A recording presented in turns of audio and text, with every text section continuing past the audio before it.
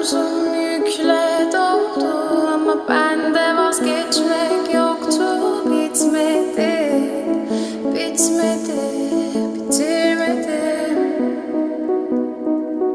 Ben özel değilim ya da öyle bir şey ama sen varken hep böyle hissettim, böyle hissettim. Yanan her şey gülmüyor olmalı, bunu sen de hatırlarsın da artık